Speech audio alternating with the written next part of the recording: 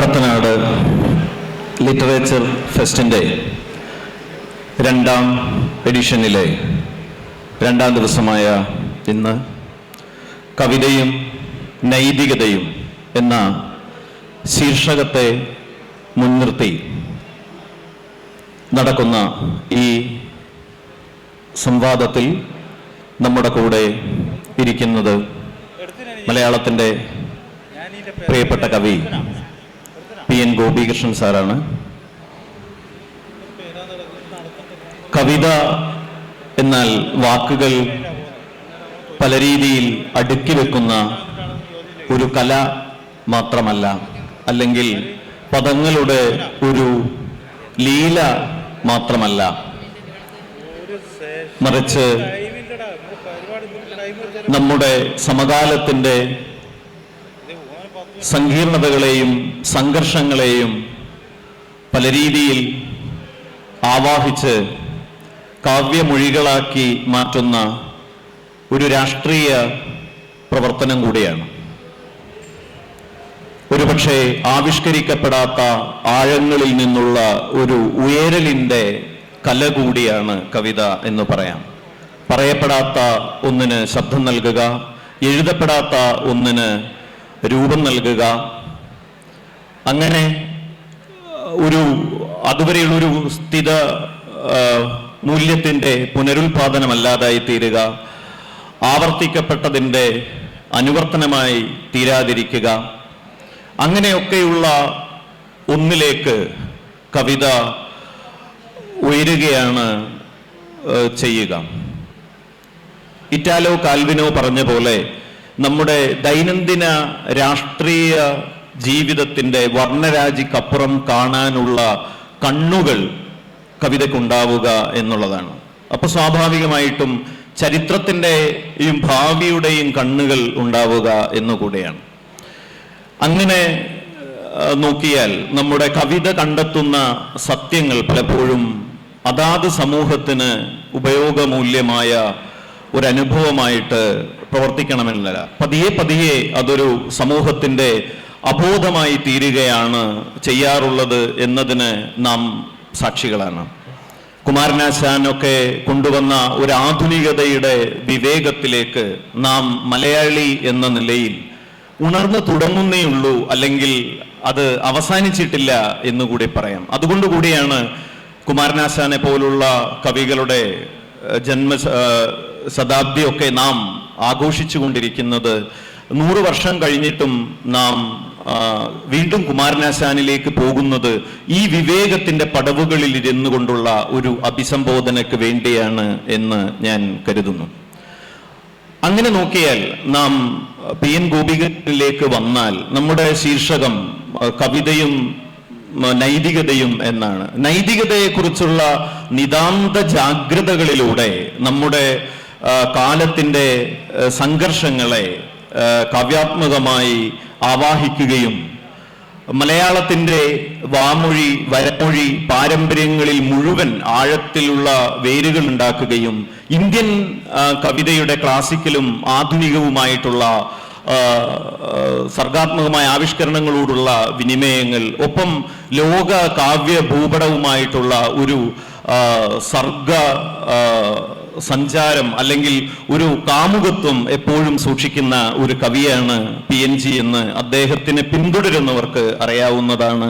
ഒപ്പം തന്നെ അദ്ദേഹത്തെ നമുക്ക് ശ്രദ്ധിച്ചാൽ, അദ്ദേഹത്തെ വായിച്ചു നോക്കിയാൽ, കഴിഞ്ഞ വർഷം ഞങ്ങൾ ഇതേ സെഷനിൽ ഇരുന്നത് അദ്ദേഹത്തിൻ്റെ ഹിന്ദുത്വ രാഷ്ട്രീയത്തിൻ്റെ കഥ എന്ന ഒരു 750 പേജുള്ള ഇന്ത്യൻ രാഷ്ട്രീയത്തിൻ്റെ സമീപകാല ഹിന്ദുത്വ രാഷ്ട്രീയം എത്തിച്ചേർന്നതിൻ്റെ വലിയ ചരിത്രത്തെ വരച്ചിട്ട ഒരു ചരിത്ര പുസ്തകത്തിൻ്റെ ചർച്ചയുമായി ബന്ധപ്പെട്ടാണ്. അപ്പം അദ്ദേഹത്തെ സംബന്ധിച്ചിടത്തോളം ലേഖനങ്ങളും പ്രസംഗങ്ങളും ഒക്കെ ഒരു പ്രത്യക്ഷ രാഷ്ട്രീയം എന്ന നിലയിലുള്ളൊരു രാഷ്ട്രീയ പ്രവർത്തനം എന്ന നിലയിലുള്ള വിനിമയമാണ് അദ്ദേഹം സാധ്യമാക്കുന്നതെങ്കിൽ, കവിത കുറച്ചുകൂടി സൂക്ഷ്മമായി ആശയങ്ങളെ, അർത്ഥങ്ങളെ ഗുപ്തമാക്കി വെച്ചുകൊണ്ട് എന്നെങ്കിലും അത് പല നിലയിൽ പ്രവർത്തിക്കും എന്ന രീതിയിൽ എഴുതപ്പെടുന്ന കുറേ കവിതകൾ, ഞാൻ നേരത്തെ പറഞ്ഞ പാരമ്പര്യങ്ങളോട് ഇടഞ്ഞും ഏറ്റുമുട്ടിയും മുന്നോട്ട് പോയിക്കൊണ്ടിരിക്കുന്ന എഴുത്തുകൾ, ഒപ്പം നമുക്ക് സമീപകാലത്തെ അദ്ദേഹത്തിൻ്റെ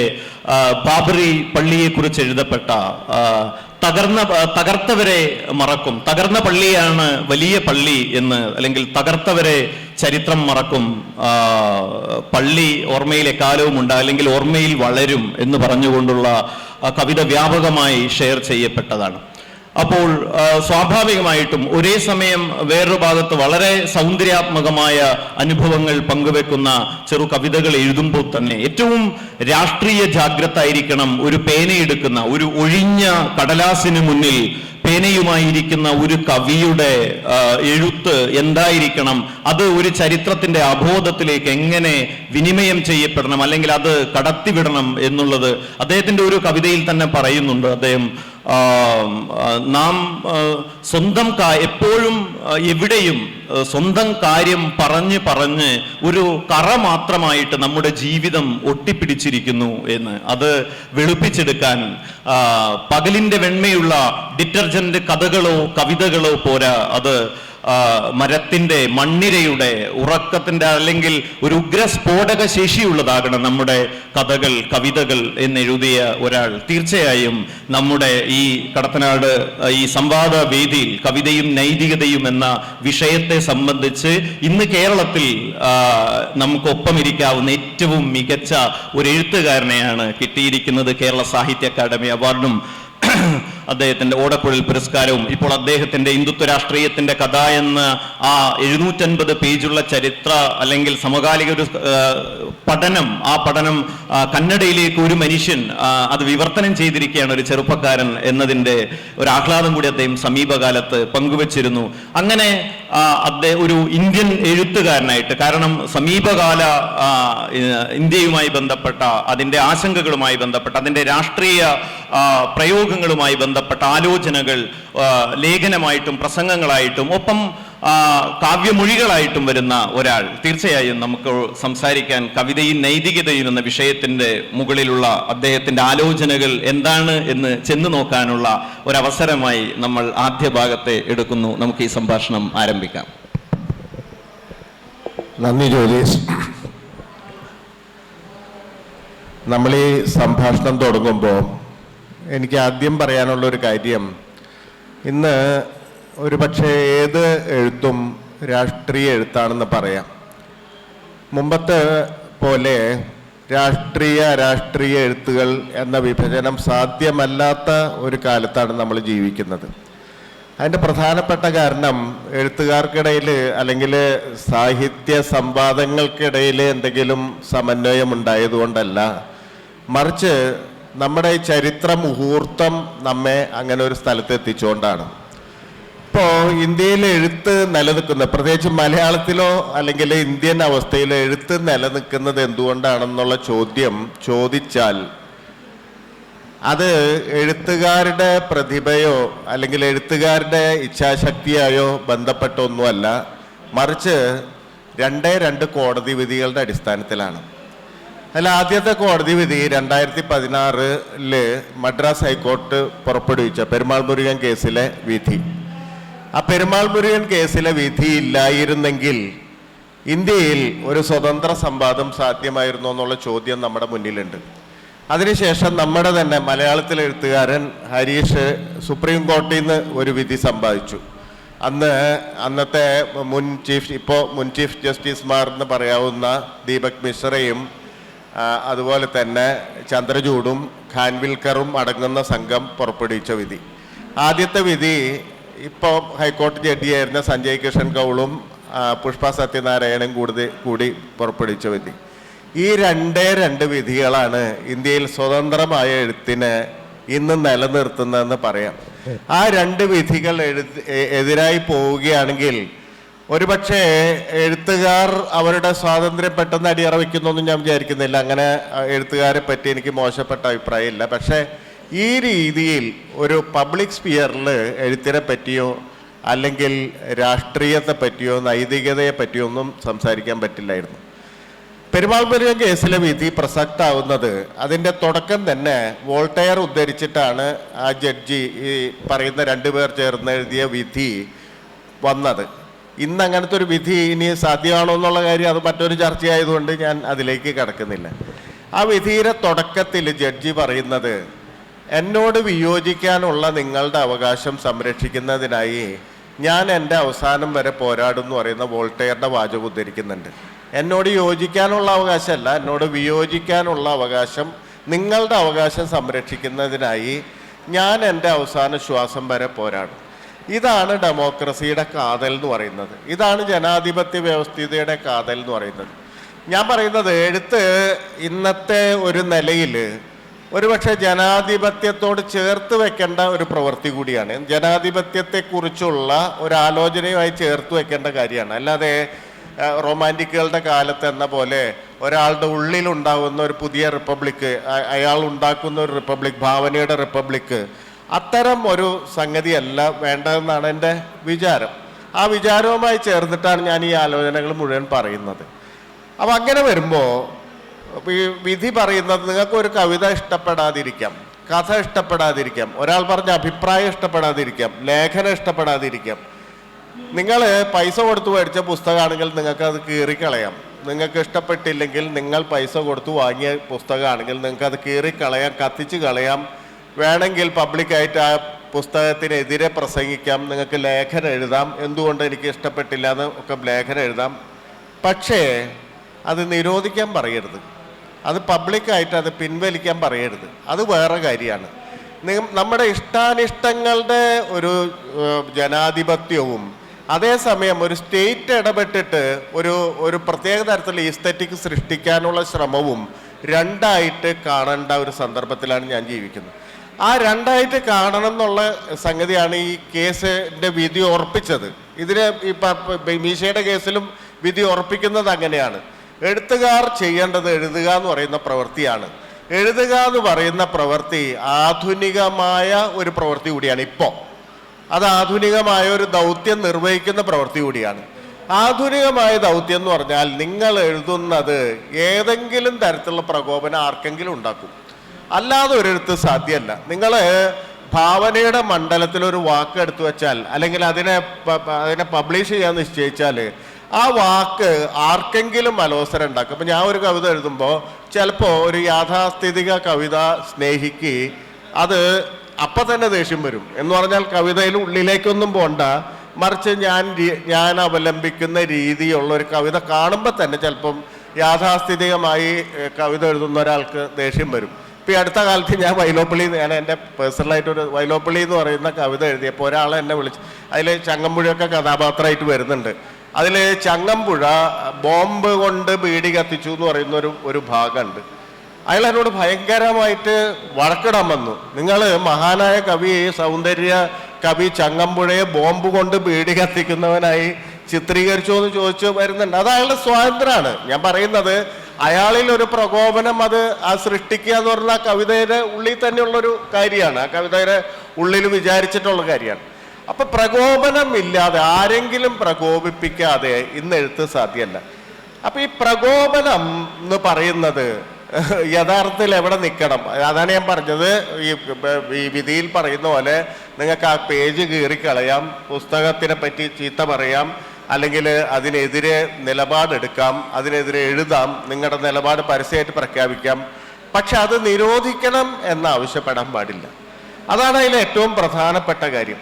നമ്മൾ കാണുന്നത് പെരുമാൾ മുരുകൻ കേസ് തൊട്ട് തുടർച്ചയായിട്ട് ഇന്ത്യയിൽ കണ്ടുകൊണ്ടിരിക്കുന്നത് ഇപ്പം നിരോധിക്കുക എന്ന് പറയുന്ന ഒരു പ്രവൃത്തി, നിരോധനം എന്ന് പറയുന്ന എഴുത്തിൻ്റെ മണ്ഡലത്തിൽ ഒരിക്കലും ചെയ്യപ്പെടാൻ പറ്റാത്ത പ്രവൃത്തി നിയമപരമായും അല്ലാതെയും ചെയ്തുകൊണ്ടിരിക്കുന്നു. അപ്പം അല്ലാതെ ചെയ്തതിൻ്റെ ഉദാഹരണമാണ് വചന കവിത കൽബുർഗി ഒരു വലിയ വോളിയാക്കി എടുത്തു.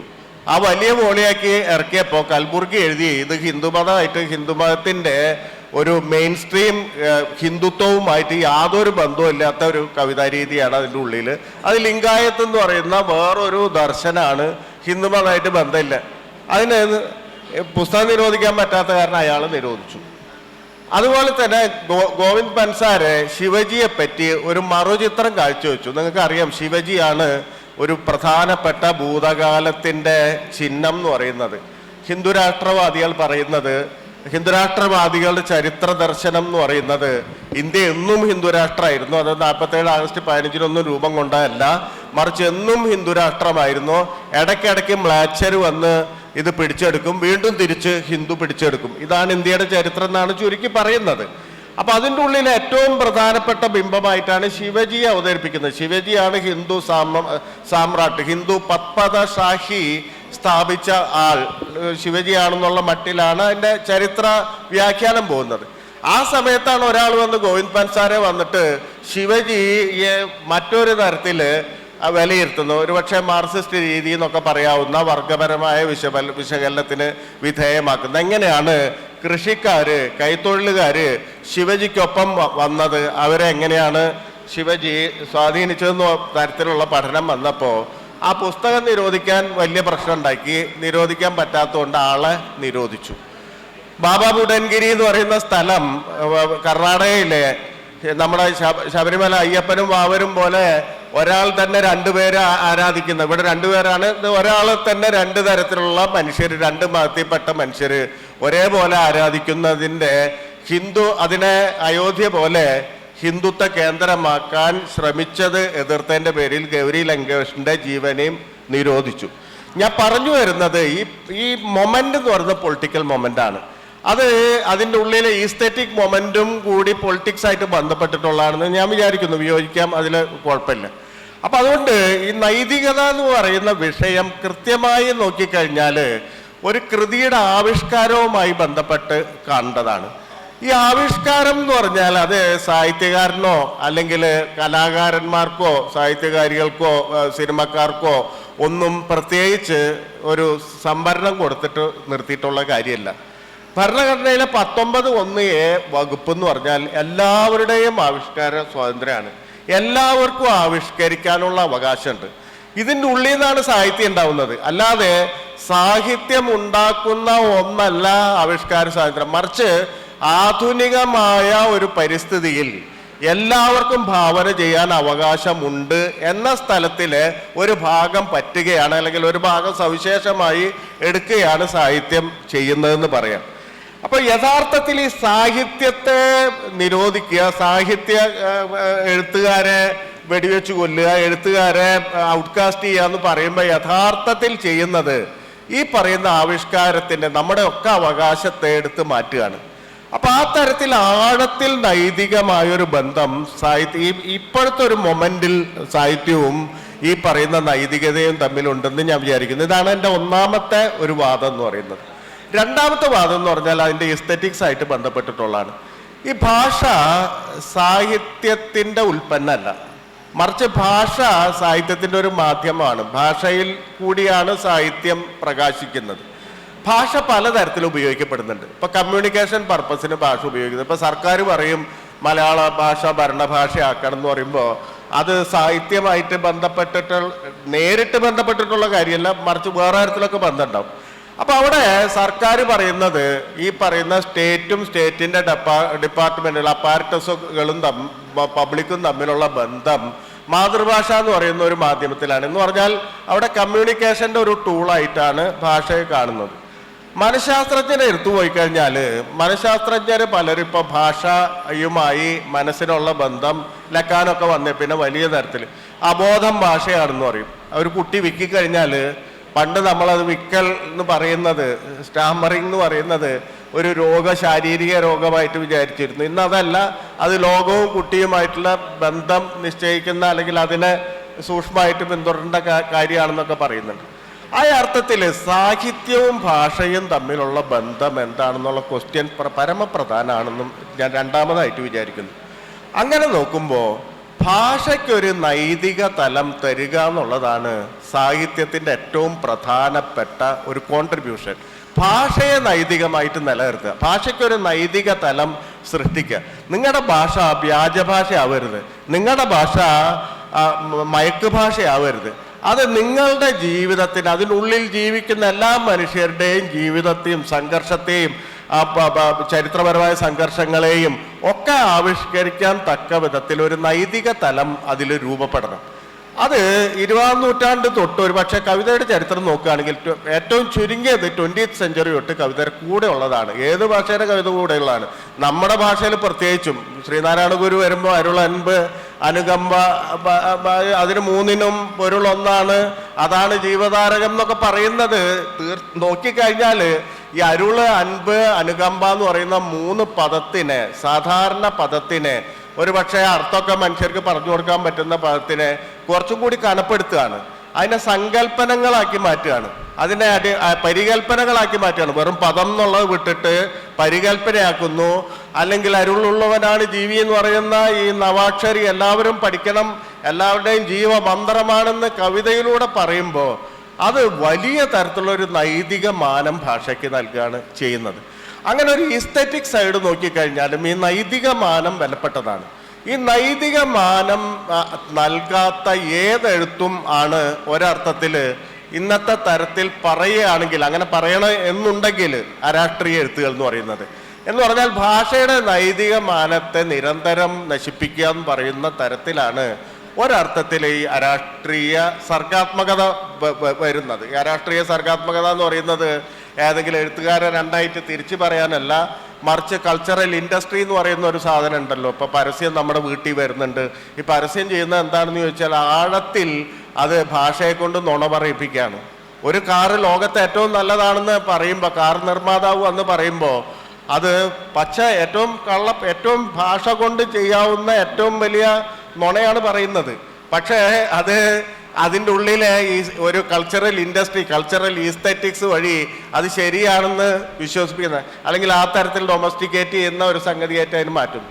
അപ്പം അതുകൊണ്ട് ഭാഷയുടെ നൈതിക തലം നിന്നില്ലെങ്കിൽ അത് പൊളിഞ്ഞു പോകും. അത് പൊളിഞ്ഞു പോയാൽ എന്ന് പറഞ്ഞാൽ അതിനുള്ളിൽ ജീവിക്കുന്ന മനുഷ്യരുടെ ചരിത്രം നഷ്ടപ്പെട്ടു പോകും.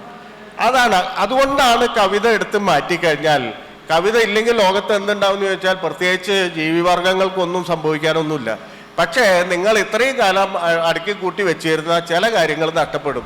രാവിലെ നമ്മൾ നടക്കാൻ പോകുമ്പോൾ എതിരെ വരുന്ന ആള് കത്തിയെടുത്ത് നമ്മളെ കുത്തൂല എന്നുള്ള ഉറപ്പിലാണ് ചിരിക്കുന്നത്.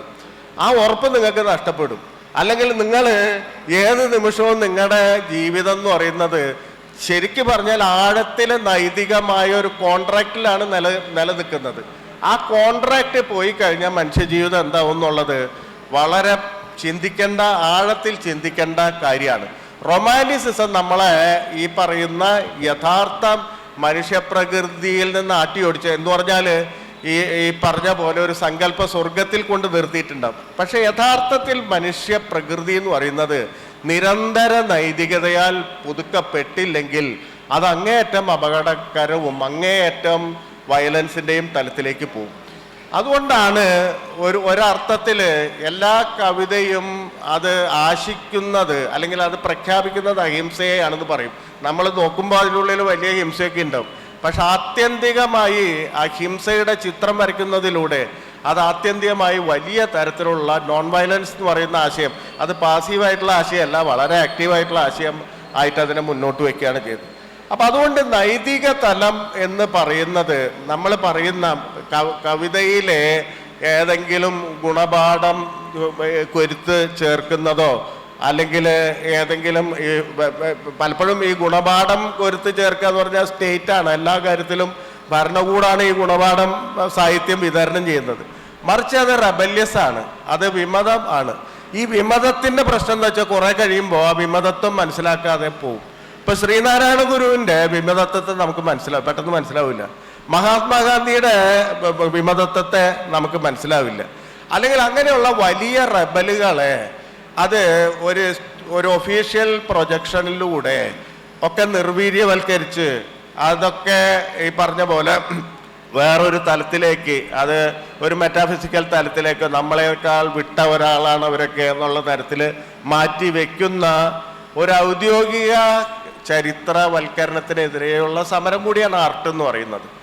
അപ്പം അത്രയാണ് എനിക്ക് അതിനെ പ്രാഥമികമായിട്ട് ഈ കാര്യത്തെക്കുറിച്ച് ജോബീഷ് പറഞ്ഞ കാര്യങ്ങളോട് പ്രതികരിക്കാനുള്ളത്.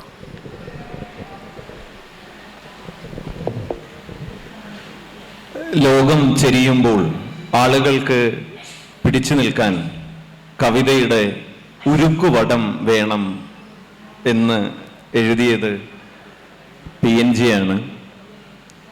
ഇവിടെ ഒരുപക്ഷെ ആരെങ്കിലും PNGയുടെ സമീപകാലത്തെ വളരെ പൊളിറ്റിക്കലായ ഒരു കവിത വായിച്ചിട്ടില്ലെങ്കിൽ അവർക്ക് വേണ്ടി അത് വായിച്ച് ഞാൻ മറ്റൊരു ചോദ്യത്തിലേക്ക് കടക്കാം. എഴുത്തുകാരൻ്റെ സാന്നിധ്യത്തിൽ ആ കവിത ഞാനിവിടെ വായിക്കുകയാണ്. തകർന്ന പള്ളിയാണ് വലിയ പള്ളി, തകർന്ന പള്ളിയാണ് വലിയ പള്ളി, കാരണം അത് സ്ഥാവരമല്ല, ചലിക്കുന്നത്. അതുകൊണ്ടാണ് ബുദ്ധൻ അവിടെ 5 നേരം നിസ്കരിക്കുന്നത്. നാരായണ ഗുരു അതിനുള്ളിലിരുന്ന് അനുകമ്പാദശകം എഴുതുന്നത്. അക്കയുടെ പാട്ട് കേൾക്കാൻ അതിൻ്റെ ജാലകപ്പഴുതിൽ ചെന്ന മല്ലികാർജുനൻ ചെവി പതിപ്പിക്കുന്നത്. അതിൻ്റെ അങ്കണത്തിൽ ഗാന്ധി പ്രാർത്ഥനാ സമ്മേളനം നടത്തുന്നത്. അതിൻ്റെ തൂണുകളുടെ ചരിത്രത്തിൽ മുഗ്ധമാകാൻ ജവഹർലാൽ വന്നെത്തുന്നത്. ഭരണഘടനാ മനുഷ്യരെ പറ്റിയും ഭരണഘടനാതീതരെ പറ്റിയും മാനാതീതരെ കുറിച്ചും ലോഹിയും അംബേദ്കറും സംസാരിക്കുന്നത് ഒരു സ്വപ്നത്തിൽ നിന്നും മറ്റൊരു സ്വപ്നത്തിലേക്ക് MN റോയ് എത്തിപ്പിടിക്കുന്നത്. ഞാൻ വീണ്ടും പറയുന്നു, തകർന്ന പള്ളിയാണ് വലിയ പള്ളി, കാരണം അതിൻ്റെ 3 കുംഭങ്ങൾ മനുഷ്യരുടെ മനസ്സുകളിലേക്ക് മറഞ്ഞ് 300 കോടിയായി. കാരണം അതിൻ്റെ 3 കുംഭങ്ങൾ മനുഷ്യരുടെ മനസ്സുകളിലേക്ക് മറഞ്ഞ് 300 കോടിയായി. അതിൻ്റെ പായൽ ചുമരുകൾ അവർ കണ്ണീരുകൊണ്ട് കഴുകി വെടുപ്പാക്കി, ചളിനിലം നറുനിലമാക്കി, ഹൃദയം വെട്ടിത്തിളക്കി. പോലീസിന്റെയും പട്ടാളത്തിന്റെയും കാവലിൽ നിന്ന് അത് വിമോചിതമായി. ഏതോ ഒരു പള്ളിയിൽ നിന്നും വേർപിരിഞ്ഞ് അത് ശരിക്കും ഒരു പള്ളിയായി. അതിനാലാണ് ഞാൻ പറയുന്നത്, തകർത്തവരെ മറവി തിന്നും, തകർന്നത് ഓർമ്മയിൽ വളരും. അതിനാലാണ് ഞാൻ പറയുന്നത്, തകർത്തവരെ മറവി തിന്നും, തകർന്നത് ഓർമ്മയിൽ വളരും.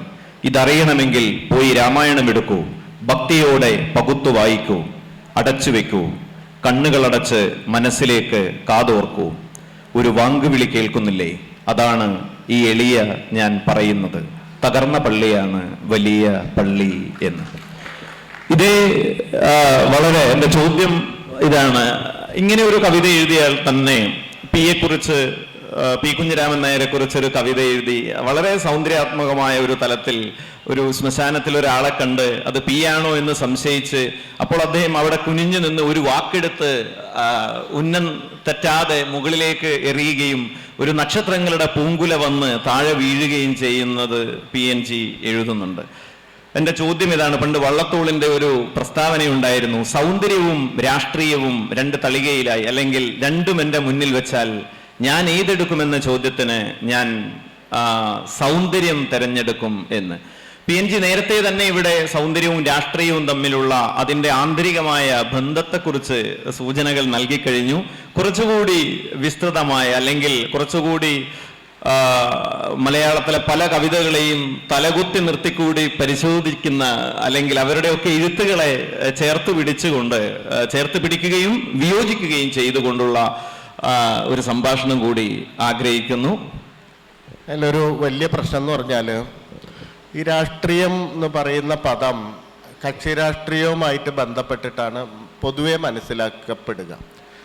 അതിനെ കുറ്റം പറഞ്ഞിട്ട് കാര്യമില്ല, കാരണം നമ്മൾ ജീവിക്കുന്നത് ഒരു ഡെമോക്രസി, ടെക്നിക്കൽ ഡെമോക്രസിയുടെ സാങ്കേതിക ജനാധിപത്യത്തിൻ്റെ യുഗത്തിലാണ്.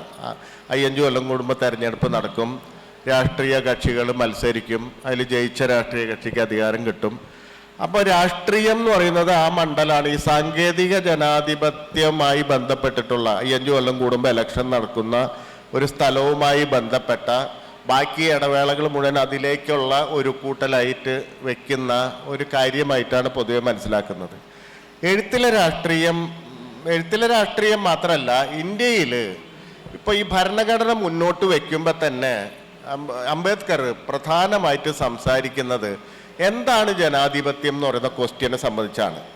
തീർച്ചയായിട്ടും 5 കൊല്ലം കൂടുമ്പോൾ തെരഞ്ഞെടുപ്പ് നടത്തണം, അതിൽ ആൾക്കാർക്കൊക്കെ മത്സരിക്കാം, കൂടുതൽ വോട്ട് കിട്ടുന്ന ആൾക്കാർ ജയിക്കും. ഇത് പൊളിറ്റിക്കൽ ഡെമോക്രസി, അതിൻ്റെ സാങ്കേതികതയാണ്.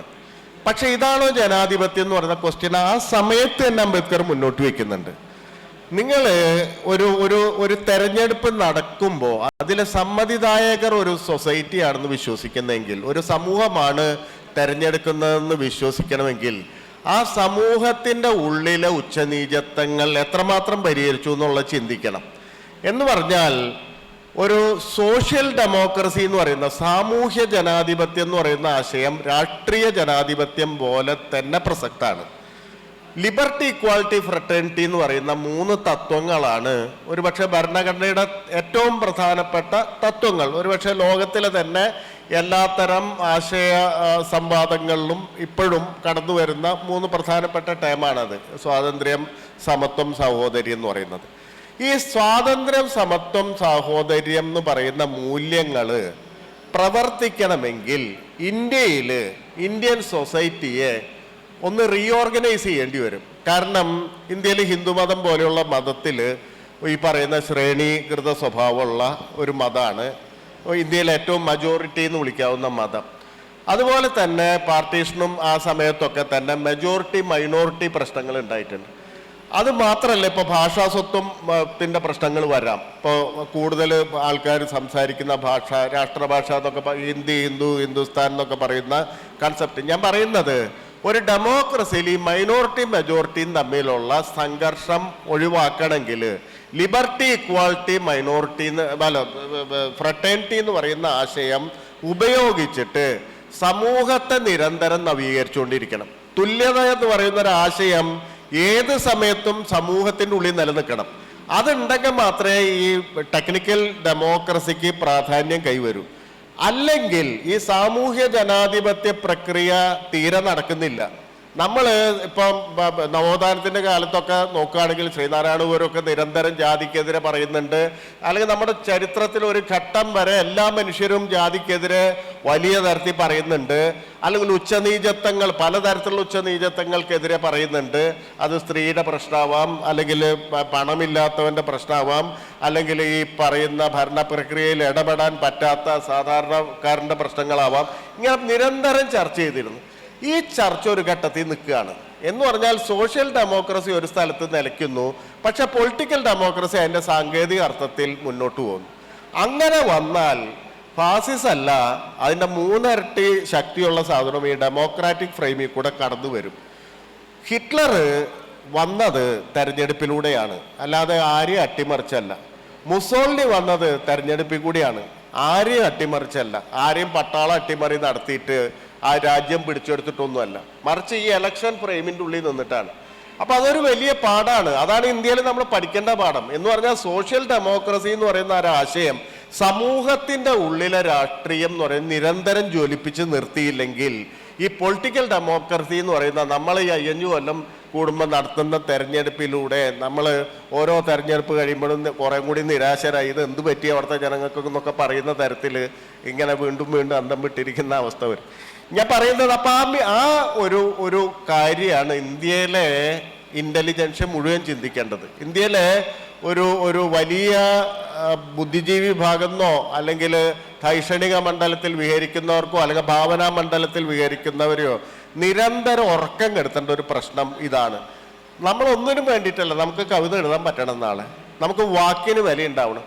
അതുപോലെ ഓരോ തൊഴിൽ ചെയ്യുന്ന ആൾക്കാർക്കും അവിടെ അവരുടെ ചിന്തയും അവരുടെ കായികതയോ ഒക്കെ ഒരു സ്വാതന്ത്ര്യത്തിൻ്റെ മണ്ഡലത്തിൽ ചലിക്കാൻ പറ്റണം. ഇതല്ലെങ്കിൽ നമ്മൾ ഈ പറഞ്ഞ ഇത്രയും കാലം ഉണ്ടാക്കിയ ആശയങ്ങൾ മുഴുവൻ പെട്ടെന്ന് പോവുകയും ഇന്ത്യ എന്ന് പറയുന്നത് നമുക്ക് ചിന്തിക്കാൻ കഴിയാതെ ഇന്നത്തെ ഈസ്റ്റേൺ യൂറോപ്പിൻ്റെ മാപ്പൊക്കെ നോക്കുന്ന പോലെ ഛിന്ന ഭിന്നമായിട്ട് പോവുകയും ചെയ്യും. നമ്മൾ 47 ഇതിൻ്റെ തുടക്കം കണ്ടതാണ്. 47 നമ്മൾ അതിൻ്റെ ഒരു ചെറിയ ഗ്ലിംസ് കണ്ടതാണ്. അന്ന് ഗാന്ധി ഉണ്ടായതുകൊണ്ടും ഇന്ത്യയിലെ വലിയ നേതാക്കൾക്ക് മുഴുവൻ പെട്ടെന്ന് ഇലക്ഷൻ വോട്ട് മേടിക്കാൻ പോകേണ്ട കാര്യമില്ലാത്തതുകൊണ്ടും അവർക്ക് വളരെ കൃത്യമായി സത്യസന്ധമായിട്ടും ഇടപെടാൻ കഴിഞ്ഞു എന്നുള്ളതാണ് ഏറ്റവും പ്രധാനപ്പെട്ട കാര്യം. അപ്പം അത്തരം ഒരു ദൗത്യത്തിൻ്റെ മുന്നിലാണ് നമ്മൾ നിൽക്കുന്നത്. അപ്പോൾ ഒരു പള്ളി നമ്മുടെ മുന്നിൽ നമ്മുടെ ജീവിതകാലത്ത് ഈ ഒരു ഇറച്ചി വെട്ടുന്ന പോലെ ഒരു വലിയ സാംസ്കാരികമായിട്ടുള്ള ബിംബത്തെ വെട്ടിക്കൊല്ലുകയാണ്. അത് വലിയ കൾച്ചറിൽ നടന്നിട്ടുള്ള ഏറ്റവും വലിയ ക്രൈമാണത്. അത് നിരന്തരം പറഞ്ഞില്ലെങ്കിൽ എന്താ സംഭവിക്കാന്ന് പറഞ്ഞാൽ, ഇത് പണ്ട് ഏതോ ഇപ്പം നമ്മൾ ചരിത്ര പുസ്തകം വായിക്കുമ്പോൾ അയാൾ ഇങ്ങോട്ട് വന്നു, അത് കീഴടക്കി, അത് പൊളിച്ചു, ഇത് പൊളിച്ചു എന്ന് നമ്മളെ ഒരു സാധാരണ വാചകമായിട്ട് അത് മാറും. നമ്മുടെ ജീവിതത്തിൽ നടന്നിട്ടുള്ള അത്തരം ഒരു സംഭവത്തെ ഒരു സാധാരണ വാചകമാക്കി മാറ്റരുതെങ്കിൽ അതിൻ്റെ ഉള്ളിൽ കവിതയുടെ ഒരു സ്പർശം വേണം. അങ്ങനെയാണ് ഈ കവിതയിലേക്ക് എത്തുന്നത്. മാത്രമല്ല എനിക്കൊരു സാഹചര്യം ഉണ്ടായി. അന്ന് ജനുവരിയിലാണ് ഇത് എഴുതുന്നത്. ഈ കഴിഞ്ഞ കൊല്ലം ജനുവരിയിൽ 23 ജനുവരിയിലാണ് ഇത് എഴുതുന്നത്. ജനുവരിയിൽ നിങ്ങൾക്ക് അറിയാം അയോധ്യയിൽ ക്ഷേത്രം ഉയരുക. അയോധ്യയിൽ ക്ഷേത്രം ഉയരുമ്പോൾ അന്ന് നമ്മൾ നോക്കിക്കഴിഞ്ഞാൽ ഈ മീഡിയ നമ്മുടെയൊക്കെ മാധ്യമ സമൂഹം എന്നല്ല പറയുന്നത്, മീഡിയയിൽ മുഴുവൻ ഈ ഉയരാൻ പോകുന്ന ക്ഷേത്രം അത് ഇത് എന്ന് പറഞ്ഞിട്ട് വലിയൊരു ഹൈപ്പ് സൃഷ്ടിച്ചുകൊണ്ടിരിക്കുന്നു. അപ്പം ഇത് എങ്ങനെ ഉണ്ടായി എന്ന് പറഞ്ഞാൽ ഇതിൻ്റെ പിന്നിലെ ചോരയുടെ ചരിത്രമുണ്ട്. എന്ന് പറഞ്ഞാൽ നമ്മളിപ്പോൾ സത്യാനന്തര എന്നൊക്കെ പറയുന്ന പോലെ ഒരു സത്യാനന്തര കെട്ടിടം നമ്മുടെ മുന്നിൽ ഉയരുകയാണ്. ചരിത്രത്തിൻ്റെ ഒരു പോസ്റ്റ് ട്രൂത്ത് ആർക്കിടെക്ചർ നമ്മുടെ മുന്നിൽ ഉയരുകയാണ്. ആ സമയത്താണ് ഈ കവിത വരുന്നത്. അപ്പം ഞാൻ ആലോചിച്ചത്, ഈ കവിത എഴുതുമ്പോൾ ആലോചിച്ചത്, ഞാൻ ഈ പറഞ്ഞ പോലെ ഇതിൽ സാധാരണ നമ്മൾ വെറുതെ ബിംബങ്ങൾ, ഇപ്പം പണ്ട് കവിത എഴുതുമ്പോൾ എന്താ പല മതക്കാരും ഒന്നിച്ചേർക്കുന്ന പോലെ എല്ലാ രാഷ്ട്രീയത്തിനും ഒന്നിച്ചു കൊണ്ടിട്ടതല്ല. അതായത് ഇപ്പം ഗാന്ധിയും അംബേദ്കറും ഒന്നിച്ചു കൊണ്ടുവയ്ക്കാൻ പറ്റുമോ, അല്ലെങ്കിൽ ബുദ്ധനെയും പിന്നെ അതിൽ വരുന്ന ലോഹിയെയും ഒന്നിച്ചു കൊണ്ടുവയ്ക്കാൻ പറ്റുമെന്നല്ല. ഇത് വളരെ കൃത്യമായിട്ട് ഇവരെ തിങ്കിങ്ങിൽ ഉണ്ടായതാണ് ഇത് മുഴുവൻ. ഇപ്പം ലോഹിയെ പോലെ ഒരാൾ വായിക്കുമ്പോൾ അതിൽ മാനാതീതർ എന്ന് പറയുന്ന പദം തന്നെ ലോഹിയെ അത് കണക്ട് ചെയ്യണം. അപ്പം കവിത വായിക്കുമ്പോൾ ഇതൊന്നുമില്ലാതെ കവിത കിട്ടും. പക്ഷെ ആവശ്യമുള്ളവർക്ക് ആ തരത്തിൽ പോകാനുള്ള ഒരു വഴിയും കൂടി, ഒരു കവിത എന്ന് പറയുമ്പോൾ ഒരു ലെയർ മാത്രമല്ല, പല ലെയേഴ്സ് ഉണ്ടാവും. അപ്പം അങ്ങനെ ഇത് മറക്കാൻ നമ്മൾ സമ്മതിക്കരുത്. ഇത് നമുക്ക് ജീവശ്വാസം ഉള്ളിടത്തോളം കാലം നമുക്ക് ഈ തകർത്തതിന് പകരം ഒരു സൃഷ്ടി ഉണ്ടാക്കുക എന്നുള്ളതല്ല, തകർത്തതിനെ ഓർമ്മ ഉണ്ടാക്കുക എന്നുള്ളതാണ്. ഈ ഓർമ്മയാണ് ഏറ്റവും വലിയ ഇന്ദ്രിയം എന്ന് പറയുന്നത്. അത് തന്നെയാണ് ഈ ചരിത്രം എന്നൊക്കെ പറയുന്നത്. ഏറ്റവും വലിയ ഇന്ദ്രിയം ഓർമ്മയാണ്. മനുഷ്യരുടെ ഓർമ്മയിൽ ഉണ്ടാവുന്ന വിള്ളലുകളാണ് മനുഷ്യരെ ഏത് സമയത്തും പല രീതിയിലും ചെതർച്ച് കളയുക. അല്ലാത്ത മനുഷ്യർ ഈ ഓർമ്മ എന്ന് പറയുന്ന ഒരു സംഗതി ഉണ്ട്. ഇന്ത്യൻ ചരിത്രത്തിൽ അതുണ്ടെങ്കിൽ ഈ പറഞ്ഞ പോലെ നമ്മൾ ഒരനീതിയെയും വെച്ച് പൊറപ്പിക്കില്ല, ഒരനീതിയെയും ജനത എന്നുള്ള നിലയ്ക്ക് വെച്ച് പൊറപ്പിക്കില്ല. നമുക്ക് എത്രയോ ഉദാഹരണങ്ങൾ നമ്മുടെ മുന്നിലുണ്ട്. അപ്പം അത് അങ്ങനെയൊക്കെയാണ് ഇത് ഉണ്ടാവുന്നത്. രണ്ടാമത്തെ കാര്യം പി കുഞ്ഞിരാമൻ നായർ, അതുകൂടി പറയാം. പി കുഞ്ഞിരാമൻ നായരെ സംബന്ധിച്ച് എനിക്കൊരു വിരുദ്ധാഭിപ്രായമുണ്ട്. എന്ന് പറഞ്ഞാൽ പി കുഞ്ഞിരാമൻ നായരെ സാധാരണയായിട്ട് ഉദാഹരിക്കുക അങ്ങനെ പൂർണ്ണമായിട്ടും ഒരു സൗന്ദര്യ ശാസ്ത്ര കവി എന്ന് പറഞ്ഞാൽ ആ കാലത്തെ ഒരു ഡിസ്കഷൻ അനുസരിച്ചിട്ട് ഈ രാഷ്ട്രീയം എന്ന് പറയുന്ന സ്ഥലത്തേക്ക് വരാത്ത ആൾ എന്നുള്ളതാണ്. ഞാൻ നോക്കിയപ്പോൾ ഗാന്ധിയെ പറ്റി ഏറ്റവും കൂടുതൽ കവിത എഴുതിയിട്ടുള്ള കുഞ്ഞിരാമൻ നായര 10-12 കവിത എഴുതിയിട്ടുണ്ട്. അതിൽ ഏറ്റവും വലിയ രസം പറഞ്ഞപ്പോൾ വള്ളത്തോൾ ഉദാഹരിച്ചുകൊണ്ട്, വള്ളത്തോളിൻ്റെ ഗാന്ധി കവിത വളരെ പ്രസിദ്ധി ആർജിച്ചാണ് അല്ലേ. എൻ്റെ ഗുരുനാഥൻ എന്ന് പറയുന്ന ഇങ്ങനെ ഈ പറഞ്ഞ ഐതിഹ്യ കഥാപാത്രങ്ങളെയൊക്കെ വെച്ചിട്ടുള്ള ഒരു വലിയ സൃഷ്ടിയാണ് എൻ്റെ ഗുരുനാഥൻ എന്ന് പറയുന്നത്. ശിബിയേക്കാൾ ദാനശീലനായ, അങ്ങനെ അന്നത്തെ ഐതിഹ്യ ഓരോ ഗുണത്തെയും പ്രതിനിധീകരിക്കുന്ന ഐതിഹ്യ കഥാപാത്രങ്ങളെ മുഴുവൻ ഗുണങ്ങൾ ഊറ്റിയെടുത്ത കൃഷ്ണൻ പോലെയൊക്കെ ഉള്ള ഒരാളായിട്ടാണ് കുഞ്ഞിരാമൻ നായർ എഴുതിയ ഗാന്ധി കവിതയിൽ. ഗാന്ധി മരിക്കുന്നതിന് 1 വർഷം മുമ്പ് 47 എഴുതിയൊരു കവിതയിൽ പറയുന്നത് ഇയാൾ വെടികൊണ്ട് ചാവുന്നതാണ് എന്ന് പറഞ്ഞാൽ മരണം പ്രവചിച്ചിട്ടുണ്ട്. അപ്പം ഞാൻ നോക്കുമ്പോൾ ഈ ഭയങ്കര പൊളിറ്റിക്കലാണ് ഇയാൾ. വേറൊരു തരത്തിൽ അതിസൂക്ഷ്മമായിട്ടുള്ള ഒരു പൊളിറ്റിക്സ് ഈ ഗാന്ധി കവിതകളിൽ മുഴുവനുണ്ട്. അദ്ദേഹം പറയുന്നുണ്ട് ഇയാളെ വെച്ച് പൊറപ്പിക്കില്ല, ഇയാൾക്ക് ഏത് തരത്തിലുള്ള ഭരണമായാലും ഇയാളെ വെച്ചിരിക്കാൻ പറ്റില്ല, അതുകൊണ്ട് ഇയാൾ ഉടൻ വെടികൊണ്ട് ചാവുന്നു. 1 കൊല്ലം മുമ്പ് എഴുതുക. മാത്രമല്ല മെക്കാളയുടെ മകൾ എന്നാണ് ഒരു കവിതയുടെ പേര്. മറ്റൊരു കവിതയുടെ പേര് ഗാമയുടെ കപ്പൽ എന്നാണ്. സാധാരണ അന്നത്തെ ഈ രാഷ്ട്രീയ കവികളുടെ പക്ഷപാതികൾ പോലും ഇങ്ങനെ പേരിട്ട പറയുന്നത് അയ്യോ ഇത് ഭയങ്കര ലൗഡാണ്, ഇത്രയും പേരിടരുത്. ഗാമയുടെ കപ്പലിന് ഒരു കവിതയ്ക്ക് പേരിടാൻ അന്നത്തെ പക്ക രാഷ്ട്രീയവാദിയായിട്ടുള്ള കവി പോലും ധൈര്യപ്പെടില്ല. മെക്കാളയുടെ മകളിന് പേരിടാൻ ഒരു കവിയും ധൈര്യപ്പെട്ടില്ല. എന്ന് പറഞ്ഞാൽ പൊളിറ്റിക്കലാണ് കവിത എന്ന് വാദിക്കുന്ന പോലും. എന്നിട്ട് ഇയാളെ മുഴുവൻ ഭക്തകവി എന്ന് വിളിക്കുന്നു. എന്നിട്ട് ഇയാളെ അവതരിപ്പിക്കുന്ന ഭക്തകവിയായിട്ടാണ്, ഗുരുവായൂർ നടയിൽ അങ്ങനെ നടന്നലിഞ്ഞ മനുഷ്യനായിട്ടാണ് അവതരിപ്പിക്കപ്പെടുന്നത്. അപ്പം ഒരേ സമയം ഈ പറഞ്ഞ പോലെ സൗന്ദര്യശാസ്ത്ര കവിയായിട്ട് പറയുമ്പോഴും അതിനൊരു മൂർച്ചയുണ്ട്. ആ വാക്കിന് മൂർച്ചയുണ്ട്. അതുകൊണ്ടാണ് ആ വാക്ക് എറിഞ്ഞാൽ ഒരു നക്ഷത്രമല്ല വീഴുക. നമ്മളൊക്കെ ഈ കല്ലെടുത്ത് എറിഞ്ഞു കഴിഞ്ഞാൽ മാങ്ങ വീഴുള്ളൂ, അമ്പഴങ്ങ വീഴുള്ളൂ. ഇപ്പം ഈ വാക്കെടുത്ത് എറിഞ്ഞാൽ ഒരു നക്ഷത്രമല്ല വീഴാൻ, മറിച്ച് ഒരു കൊല നക്ഷത്രം വീഴുന്നു. ഞാൻ പറയുന്നത് അത് തമ്മിൽ വലിയ വ്യത്യാസമില്ല. ഈ പറയുന്ന തകർന്ന പള്ളി എഴുതുന്ന ആ കയ്യും ഈ കവിത എഴുതുന്ന കയ്യും തമ്മിൽ മനസ്സും അങ്ങനെ തന്നെയാണ്, വലിയ വ്യത്യാസം ഇല്ല.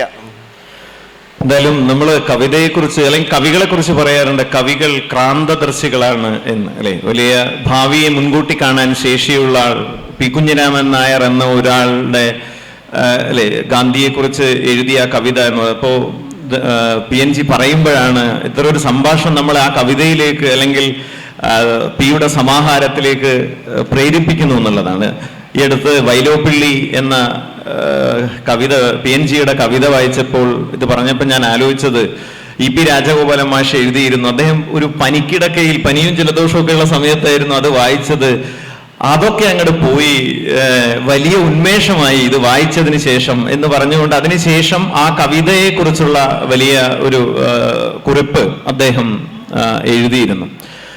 ഇപ്പൊ രാഷ്ട്രീയത്തെക്കുറിച്ച് PNG തുടങ്ങിയത് നമ്മൾ ഒരു കക്ഷി രാഷ്ട്രീയം എന്ന് പറയുന്നത് തീർച്ചയായും നമ്മൾ ഓരോരുത്തരുടെയും ഉള്ളടക്കത്തെ നിർണയിക്കുന്ന അധികാര ബന്ധങ്ങളെ ഐഡന്റിഫൈ ചെയ്യാനുള്ള നമ്മുടെ ശേഷിയാണ് അടിസ്ഥാനപരമായി പൊളിറ്റിക്കൽ എന്ന് നമ്മൾ വിചാരിക്കേണ്ടത് എന്നാണ് എൻ്റെ തോന്നൽ.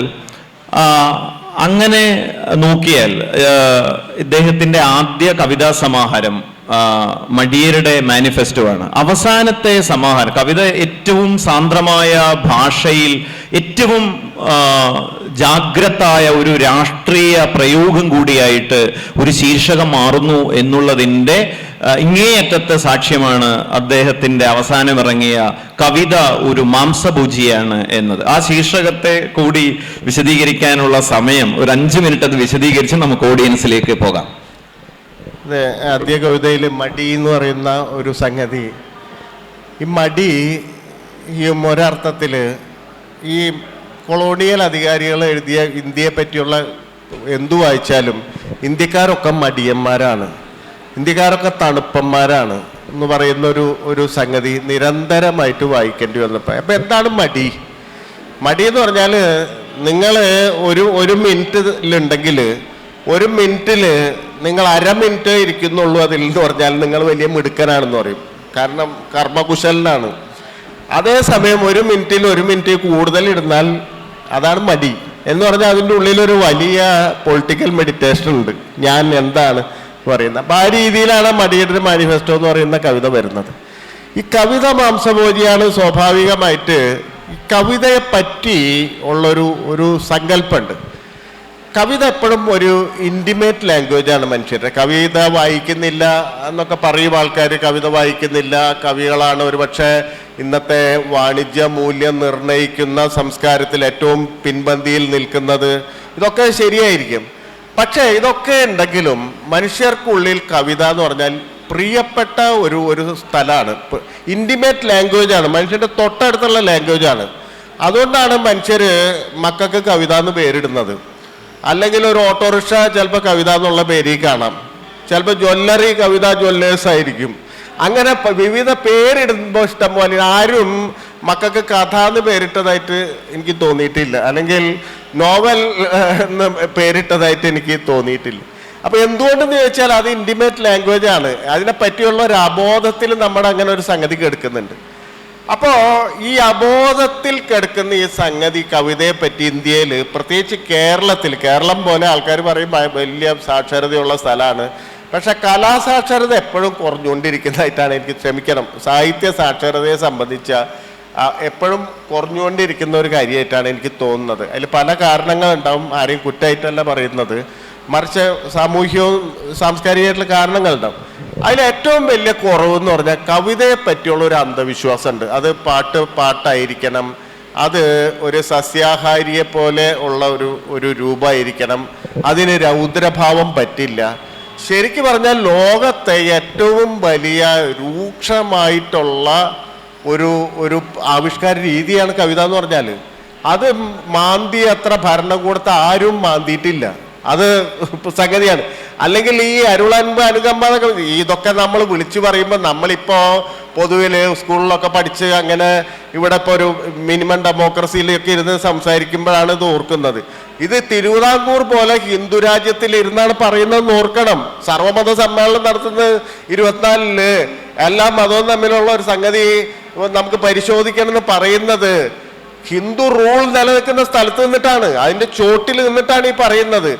അല്ലെങ്കിൽ ഈ ലണ്ടൻ പോലെ കൊളോണിയലിസം കത്തി നിന്ന കാലത്ത് നമ്മളേതൊക്കെ കൊള്ളടിച്ചു കൊണ്ടുപോയ ഈ പൈസ കൊണ്ട് പളപളപ്പുള്ള നഗരം വന്നപ്പോൾ കവി വന്ന് പറഞ്ഞു ഇത് തരിശുഭൂമിയാണെന്ന് പറയുന്ന കവിയാണ്. ഇത് വേസ്റ്റ് ലാൻഡാണ് എന്ന് പറഞ്ഞ ലോകത്തെ ഏറ്റവും നല്ല പട്ടണത്തെ നോക്കി ഇത് തരിശുഭൂമിയാണെന്ന് പറയാൻ ധൈര്യം കാട്ടിയുള്ള കവിക്കാണ്. ഇതുപോലെ ഓരോ സന്ദർഭത്തിലും അല്ലെ, ഇനി ഇപ്പൊ പലതരത്തിലുള്ള സ്വേച്ഛാധിപത്യങ്ങൾ വരുമ്പോ ആ സ്വേച്ഛാധിപതികളെ മുഴുവൻ മുന്നിൽ നിർത്തിയിട്ട് കവിത വിചാരണ ചെയ്തിട്ടുണ്ട്. അപ്പൊ അങ്ങനെ ഒരു കലയെ നമ്മൾ ഈ ചെറിയ കുട്ടിയെ പോലെ ഇങ്ങനെ ഓമനിക്കാനുള്ള എന്തോ ഒരു കാര്യമായിട്ടാണ് പൊതുവിൽ അബോധത്തിൽ കരുതുന്നത്. നമുക്ക് താരാട്ടുപാട്ടാണ് കവിത, അല്ലെങ്കിൽ അർത്ഥം നമുക്ക് കിടന്നുറങ്ങണതിന് മുമ്പ് കേട്ടാലുള്ള സിനിമ പാട്ടാണ് കവിത. അങ്ങനെ നമ്മുടെ അലസവും ഒട്ടും നമ്മുടെ ഇന്ദ്രിയങ്ങളോ നമ്മുടെ ബുദ്ധിയോ മനസ്സോ പ്രവർത്തിക്കാത്ത സ്ഥലത്ത് നമ്മളെ വന്നിങ്ങനെ തഴുകി ഉണക്കുന്ന എന്തോ ഒരു ഭാഷയുടെ തൂവലാണ് കവിത എന്നൊക്കെ പറയുന്ന ഒരു സ്ഥലമേ അല്ല കവിത. അത് അങ്ങേയറ്റം ജാഗ്രതായ ഒരു കലയാണ്. അത് നിങ്ങളെ അസ്വസ്ഥതയുടെ പരകോടിയിലെത്തിക്കും. നിങ്ങളെ ഒരു കലയും നിങ്ങളെ ഈ ഒരു നല്ല കവിതയും നിങ്ങളെ സ്വസ്ഥമാക്കില്ല, മറിച്ച് അസ്വസ്ഥമാക്കുക. അത് നമ്മളോടും ചോദ്യം ചോദിക്കും, പുറത്തോടും ചോദ്യം ചോദിക്കും, നിരന്തരമായി ചുറ്റുവട്ടത്തും ഇങ്ങനെ പെരുമാറിക്കൊണ്ടിരിക്കും. അതിന് മുള്ളുകളുള്ളൊരു ജീവിയെ പോലെ അത് നമ്മളെപ്പോഴും ഈ മാന്തിക്കൊണ്ടിരിക്കും. അപ്പൊ അത്തരം ഒരു കവിത എന്ന് പറയുന്ന ഒരു സംഗതി അറിയാതെ നമ്മുടെ ലോകത്ത് ഈ പറഞ്ഞ പോലെ വീണ്ടും ഈ ഒരു ഉറക്കുപാട്ടിന്റെ സ്ഥലത്തേക്ക് പോകുമ്പോഴാണ് ഈ കവിത മാംസഭോജിയാണെന്നൊക്കെ പറയുന്ന പേര് വരുന്നത്. അത് ഇങ്ങനെ തണുത്തിരിക്കുന്ന ഒരു സാധനമല്ല. അല്ലെങ്കിൽ ഈ പറയുന്ന ആ തലക്കെട്ടിടുമ്പോൾ തന്നെ ഉണ്ടാവുന്ന ആക്രമണകാരിയായിട്ടുള്ള ഒരു സംഗതിയാണ്. അതിൽ അവസാനിപ്പിക്കുന്നതും ആ കവിതയെ പറ്റി അങ്ങനെ എന്തോ ഒക്കെ ഉള്ള വരി കൂടിയാണെന്ന് എനിക്ക് തോന്നുന്നു. നമുക്ക് വിജ്ഞാനം മനുഷ്യനെ സ്വസ്ഥമാക്കും, വിവേകം മനുഷ്യനെ അസ്വസ്ഥമാക്കും എന്ന് പറയുന്നത് കൂടി നമുക്ക് ഓഡിയൻസിലേക്കുള്ള അവസരമാണ്. സംഘാടകർ ഈ മൈക്ക്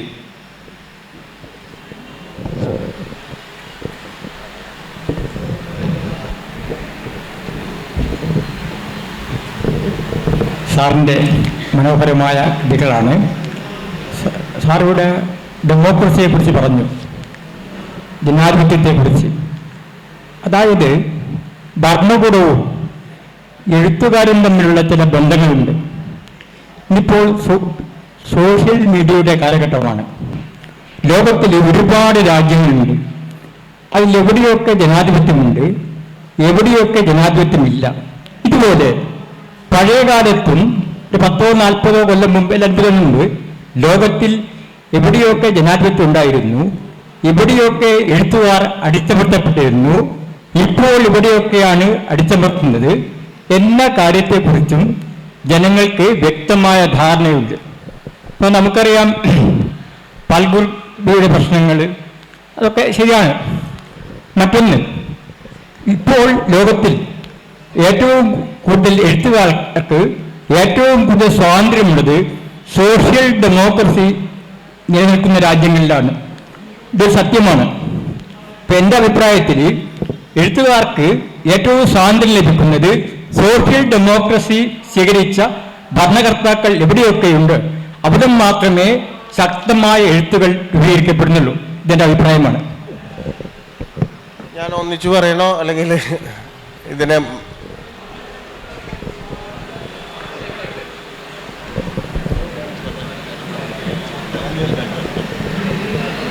കവിതയെ സംബന്ധിച്ച് നൈതികതയെ സംബന്ധിച്ചൊന്നും പറയാനില്ല. ഇപ്പോൾ ആനുകാലികങ്ങളിലും ഒക്കെ വരുന്ന കവിതയെക്കുറിച്ചാണ് എനിക്ക് ഏതാനും കാര്യങ്ങൾ പറയാനുള്ളത്. മുമ്പൊക്കെ കവികള് ഹൃദയം പൊട്ടിയാണ് കവിത എഴുതാറ്. ഹൃദയം പൊട്ടിയ കവിത കണക്ക പാൽപ്പുഴ ഒഴുകുമ്പോൾ എന്ന് കുഞ്ഞിരാമൻ നായർ തന്നെ പാടിയിട്ടുണ്ട്. പക്ഷെ ഇപ്പോഴത്തെ കവികൾ തലച്ചോറ് കൊണ്ടാണ് കവിത എഴുതുന്നതാണ് എനിക്ക് തോന്നുന്നത്. കാരണം ഈ ഇടക്കാലത്ത് വന്നിട്ടുള്ള പല കവിതകളും, ഞാൻ വളരെ ചെറിയ പ്രായത്തിൽ തന്നെ കവിതകളായിട്ട് ബന്ധപ്പെട്ടുകൊണ്ടിരുന്ന ഒരു മനുഷ്യനാണ്. ഇപ്പൊ പ്രസിദ്ധപ്പെടുത്തുന്ന കവിതകളൊന്നും എനിക്ക് ഹൃദയം കൊണ്ട് ആസ്വദിക്കാൻ കഴിയുന്നില്ല, തലച്ചോറ് കൊണ്ട് ആസ്വദിക്കേണ്ടി വരുന്നു. ഇത് ഒരു ക്വസ്റ്റ്യനുള്ള അവസരമാണ്. ഈ പറഞ്ഞ ചോദ്യത്തിനാണ് കവിത മാംസപൂജിയാണ് എന്നതിന്റെ മുഴുവൻ ഉത്തരവും എന്നാണ് എൻ്റെ ഒരു ഇത്. അടുത്ത ചോദ്യത്തിലേക്ക് കടക്കണം. ആ പറഞ്ഞ കമന്റിനുള്ള ഉത്തരം PNG പറഞ്ഞു എന്നാണ് ഞാൻ വിചാരിക്കുന്നത്. എനിക്ക് വിശ്വാസം പോരുന്നില്ല, പോരാ. എന്തുകൊണ്ടാണ് നമ്മളെ തലച്ചോറിന്റെ ഐക്യുവിന്റെ അഭാവമാണോ കവിത ആസ്വദിക്കാൻ കഴിയാത്തത്? ഓക്കെ,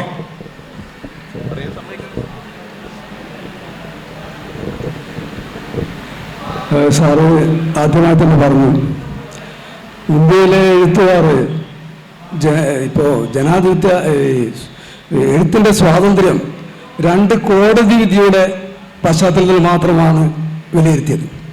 അത് എത്രത്തോളം ശരിയാണ് എന്നൊരു അഭിപ്രായം, ആ ഒരു നിഗമനം ശരിയാണോ എന്നുള്ളത് ഇത് വിശദീകരിക്കണം.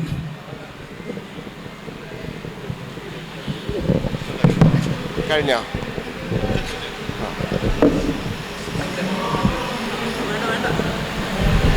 കഴിഞ്ഞോ? അതെ, ഞാനൊന്ന് അതെ ചോദിച്ചു, പെട്ടെന്നൊന്ന് ചോദിച്ചു, സമയമില്ലാത്തതുകൊണ്ടാണ്, അല്ലെങ്കിൽ നമുക്ക് ഇഷ്ടംപോലെ സംസാരിക്കാൻ വരും.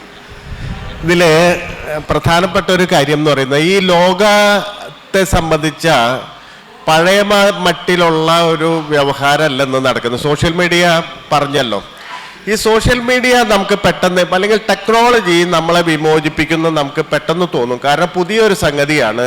പുതിയ സാങ്കേതികത എന്ന് പറയുന്നത് മനുഷ്യരെ വിമോചിപ്പിക്കാനുള്ള ഒരു സംഗതിയാണ് നമുക്ക് പെട്ടെന്ന് തോന്നും.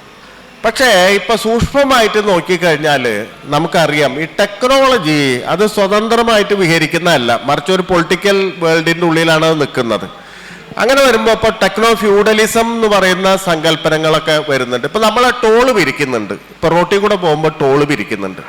ഈ ടോള് പിരിക്കുന്ന വ്യവസ്ഥ നല്ലതോ ചീത്തയോ എന്നുള്ള അർത്ഥത്തിലല്ല, മറിച്ച് ഈ വ്യവസ്ഥയെ ചരിത്രത്തിൻ്റെ ഏത് മുൻവ്യവസ്ഥയുമായിട്ടാണ് നമ്മൾ താരതമ്യപ്പെടുത്തുക എന്നുള്ളതുണ്ട്. ഇപ്പം മുതലാളിത്തം തന്നെ ഒരു കാലത്ത് ലാഭം എന്നുള്ള ഒരു സാധനം വിറ്റു, നിങ്ങളേന്ന് ചൂഷണം ചെയ്തോ എന്ത് വിശ്വസിച്ചാലും നിങ്ങളേന്ന് പൈസ വാങ്ങി ലാഭം കിട്ടി, അവിടെ തീരും. ഇത് പഴയ പാട്ടവ്യവസ്ഥയാണ്. ഗൂഗിൾ നിങ്ങൾ ജിമെയിൽ ഉപയോഗിക്കണമെങ്കിൽ മാസം മാസം ഒരു പ്രത്യേക പരിധി കഴിഞ്ഞാൽ നിങ്ങളേത് പിരിച്ചുകൊണ്ടിരിക്കുകയാണ്, മരിക്കുന്നവരെ പിരിക്കുകയാണ്. ഇത് സൂക്ഷ്മമായി നോക്കിക്കഴിഞ്ഞാൽ ടെക്നോളജിക്കുള്ളിൽ കൂടി വരുന്നത് ഒരു ടെക്നോ ഫ്യൂഡലിസം ആണെന്നുള്ള അഭിപ്രായം ശക്തമായിക്കൊണ്ടിരിക്കുകയാണ്. പൊളിറ്റിക്കലായിട്ട് തന്നെയുള്ള വലിയ പഠനങ്ങൾ ആ മേഖലയിൽ ഉണ്ടാവുന്നുണ്ട്. അപ്പം ഫ്യൂഡലിസം, നമ്മൾ കുഴിച്ചുമൂടി എന്ന് വിചാരിക്കുന്ന ഫ്യൂഡലിസം ഒരുപക്ഷെ പുതിയ മുതലാളിത്തത്തിൻ്റെ ഒരു സന്ദർഭത്തിൽ വെച്ചിട്ട് രംഗപ്രവേശം ചെയ്യുന്നുണ്ട്.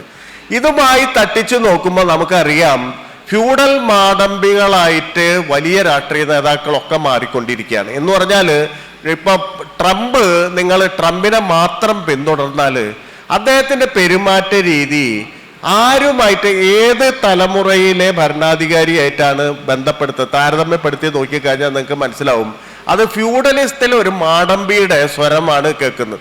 അപ്പം അങ്ങനെ നോക്കിക്കഴിഞ്ഞാൽ നമ്മൾ വളരെ സൂക്ഷ്മമായി നോക്കിക്കഴിഞ്ഞാൽ ഈ ലോകം പുരോഗമിച്ചു, ലോകം അല്ലെങ്കിൽ ടെക്നോളജി നമ്മളെ വിമോചിപ്പിക്കപ്പെടും എന്ന് പറയുന്ന ആശയങ്ങളൊക്കെ തീരുന്ന തരത്തിൽ. അപ്പോൾ സോഷ്യൽ ഡെമോക്രസി എന്ന് പറയുന്നത് എത്ര കാലം നിലനിൽക്കുന്നുള്ള ഒരു ക്വസ്റ്റ്യനാണ്. എന്ന് പറഞ്ഞാൽ അതിനെ നിലനിർത്തേണ്ട, അല്ലെങ്കിൽ ഞാൻ നേരത്തെ പറഞ്ഞ ഈ സാമൂഹ്യ ജനാധിപത്യത്തെ എങ്ങനെ നിലനിർത്തണം എന്ന് പറയുന്ന ആലോചന ഇല്ലെങ്കിൽ വളരെ പെട്ടെന്ന് മാടമ്പികളും സാമന്തരും എന്നുള്ള നിലയ്ക്ക് ലോകത്തെ മുഴുവൻ രാഷ്ട്രീയവും റദ്ദാക്കപ്പെടും. അതാണ് ഏറ്റവും പ്രധാനപ്പെട്ട കാര്യം ഞാൻ പറയാൻ ഉദ്ദേശിച്ചത്. രണ്ടാമത്തെ കാര്യം, ഈ കവിതയെ സംബന്ധിച്ച് ഒരു ഉടനടി വിലയിരുത്തൽ എന്ന് പറയുന്നത് നമ്മുടെ ഒരു റെസ്പോൺസ് മാത്രമാണ്. നമ്മുടെ ഒരു പ്രത്യേക തരത്തിലുള്ള റെസ്പോൺസ് മാത്രമാണ്. എന്ന് പറഞ്ഞാൽ നമുക്ക് പലപ്പോഴും ഈ നമ്മുടെ ഒരു പ്രത്യേക ഘട്ടത്തിൽ നമ്മുടെ മാഷന്മാർ പഠിപ്പിച്ചു തരാനുണ്ട്. വീട്ടിൽ കവിതയുടെ ഒരു അന്തരീക്ഷമൊക്കെ ഉണ്ടെങ്കിൽ നമ്മുടെ ഉള്ളിൽ ഒരു കവിതാസങ്കല്പം ഉറച്ചു പോകും. അതിന് വിരുദ്ധമായിട്ടുള്ള ഒരു സംഗതി കണ്ടു കഴിഞ്ഞാൽ ശീലം കൊണ്ട് നമ്മളെല്ലാവരെയും സ്വഭാവമാണ്, നമുക്ക് പരിചയമുള്ള കേൾക്കാനാണ് എപ്പോഴും ഇഷ്ടം. പരിചയമില്ലാത്തൊരു കാര്യം കേട്ടാൽ നമ്മുടെ ആദ്യത്തെ റെസ്പോൺസ് എന്ന് പറഞ്ഞാൽ കേൾക്കണ്ടെന്നുള്ളതായിരിക്കും. കവിതയെ സംബന്ധിച്ചിടത്തോളം കവിത പഴയ മറ്റിപ്പോൾ കവിതയ്ക്ക് 10,000-3000 വർഷത്തെ പഴക്കമുണ്ട്. പക്ഷേ കവിത ഒരു ക്ലാസിക് കലയല്ല. കവിത കഥകളി പോലെ, ഇപ്പൊ കഥകളിയേക്കാളും പഴക്കം ഒരുപക്ഷെ കവിതയ്ക്ക് ഉണ്ടാവും. പക്ഷെ കഥകളി പോലെ ഒരു ക്ലാസിക് കല, ഇപ്പൊ നമ്മൾ പഠിച്ചിട്ട് വേണം കഥകളി പോകാൻ, അല്ലെങ്കിൽ ശാസ്ത്രീയ സംഗീതം കേൾക്കാൻ പോകണമെങ്കിൽ അത് വേറെ ഒരു തരത്തിൽ അതിന്റെ ചിട്ടവട്ടങ്ങൾ പഠിച്ചിട്ട് വേണം. കവിതയ്ക്ക് ചിട്ടവട്ടം പഠിക്കണ്ട. പക്ഷെ ഇതൊക്കെ പരിശോധിക്കുകയാണെങ്കിൽ കവിതയ്ക്ക് ഇതിനേക്കാളും പ്രായമുണ്ട്. അപ്പൊ എന്തുകൊണ്ട് ഇത്രയും പ്രായമുള്ള ഒരു കല ഉറച്ചു പോവാതെ, ഒരു പ്രത്യേക രീതിയിൽ ഉറച്ചു പോവാതെ എന്തുകൊണ്ട് പുത്തനായിരിക്കുന്നു എന്ന് ചോദിച്ചു കഴിഞ്ഞാൽ കവിത പുതുക്കപ്പെടുന്ന ഒന്നാണ്. ഈ പുതുക്കപ്പെടൽ നടക്കുമ്പോൾ സ്വാഭാവികമായിട്ട് ഓരോ ഘട്ടത്തിലും നമുക്ക് അതിനോടൊപ്പം ചിലപ്പോൾ അതൊക്കെ നമ്മുടെ മാനുഷികമായിട്ടുള്ള കാര്യങ്ങളാണ്. ഇത് ഇഷ്ടപ്പെടണമെന്ന് പറഞ്ഞാൽ ഇഷ്ടപ്പെടില്ല, ചിലപ്പോൾ ഇഷ്ടപ്പെടും. ഒറ്റ കാര്യം ഓർത്താൽ മതി, ഈ ആർട്ട് എന്ന് പറയുന്നത് എക്സ്പയറി ഡേറ്റ് അടിച്ചു വെച്ച ഒരു സാധനമല്ല. ഗുളിക മേടിക്കുമ്പോൾ അതിൽ ഇത്രാം തീയതി വരെ ഉപയോഗിക്കാൻ പറ്റുള്ളൂ എന്ന് പറഞ്ഞിട്ട് ഒരു എക്സ്പയറി ഡേറ്റ് ഉണ്ടാവും. ഈ എഴുതുന്ന കവിക്ക് ഒരു എക്സ്പയറി ഡേറ്റ് ഉണ്ടാവും. പക്ഷെ ആർട്ടിന് അതില്ല. അതുകൊണ്ട് നമ്മളൊരു ചെറിയ സ്ഥലത്ത് വെച്ചിട്ട് അതിനെ പൂർണ്ണമായിട്ട് വിലയിരുത്താൻ പറ്റില്ല എന്നുള്ളതാണ് ഞാൻ പറഞ്ഞു വരുന്നത്. ഈ കവിതകളായിരിക്കും ചിലപ്പോൾ ഒരു പക്ഷേ മറ്റൊരു സമയത്ത് വലിയ തരത്തിൽ അർത്ഥപൂർണ്ണമായിട്ട് വായിക്കപ്പെടുകയെന്നും ഞാൻ വിചാരിക്കുന്നു. അതിൽ നല്ല കവിതകൾ ചിലത് നശിച്ചു പോവും. ഇതൊക്കെ കലയുടെയും പ്രകൃതി നയമാണ്. അതിൻ്റെ ഉള്ളിൽ ഈ പറഞ്ഞ പോലെ അംശമുള്ളത്, സാരാംശമുള്ളത്, സാരാംശം എന്ന് പറഞ്ഞാൽ എല്ലാ അർത്ഥത്തിലും അത് നിലനിൽക്കും, അല്ലാത്ത പോട്ടെ, അത്രയേ ഉള്ളൂ. ഇദ്ദേഹം ചോദിച്ച ചോദ്യം എന്തായിരുന്നു? മൂന്നാമത്തെ കഴിഞ്ഞു അല്ലേ സമയം? ഓക്കെ, അപ്പൊ എല്ലാവർക്കും നന്ദി. ഈ സെഷൻ വളരെ സന്തോഷം. ഈ വടകര എനിക്ക് എന്നും ഇഷ്ടപ്പെട്ട സ്ഥലമാണ്. വടകരയിലെ ഇഷ്ടം എന്ന് പറയുന്നത് മനുഷ്യരുടെ മുഖത്ത് നോക്കിയാൽ അറിയാം ഞാൻ പറയുന്നത് ആരെങ്കിലും മനുഷ്യരായിട്ട് കേൾക്കുന്നുണ്ടോ ഇല്ല എന്നുള്ളത്. അപ്പൊ പലയിടത്തും പല സാഹിത്യ സമ്മേളനത്തിലും കണ്ണടച്ചിരുന്ന് വർത്താനം പറയണം. കാരണം നമുക്ക് നോക്കിക്കഴിഞ്ഞാൽ പറയാനുള്ള വാക്ക് എവിടേക്കോ ഓടി രക്ഷപ്പെടും. വടകര എനിക്ക് വളരെ ഇഷ്ടപ്പെട്ട സ്ഥലമാണ്. ഇതിൽ നുണയുടെ ഒരു അംശം പോലും ഇല്ല എന്ന് അടിവരയിട്ട് പറഞ്ഞു നിർത്തട്ടെ. നന്ദി. ഈ സെഷൻ അവസാനിക്കുകയാണ്.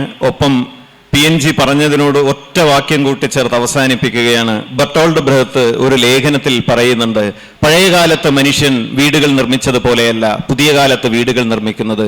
പുതിയ കാലം, പുതിയ സാഹചര്യം, പുതിയ കലകൾ ആവശ്യപ്പെടുന്നുണ്ട്.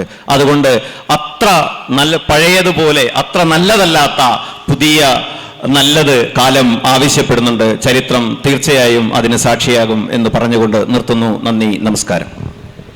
ഈ സെഷനെ നന്ദി പറയുന്നത് ശ്രീ വി വിജേഷ്. ഈ സെഷൻ ഇവിടെ അവസാനിക്കുകയാണ്. ലിറ്ററേച്ചർ ഫെസ്റ്റിവലിൻ്റെ കവിതയും നൈതികതയും എന്ന വിഷയത്തെ അധികരിച്ചുകൊണ്ട് വളരെ മനോഹരമായി നമ്മോട് സംവദിച്ച ബഹുമാന്യരായ PN Gopikrishnan sir, Shri Jobish VK, ഇവർക്കുള്ള സംഘാടക സമിതിക്ക് വേണ്ടിയുള്ള നന്ദി അറിയിക്കുകയാണ്. നന്ദി, നമസ്കാരം.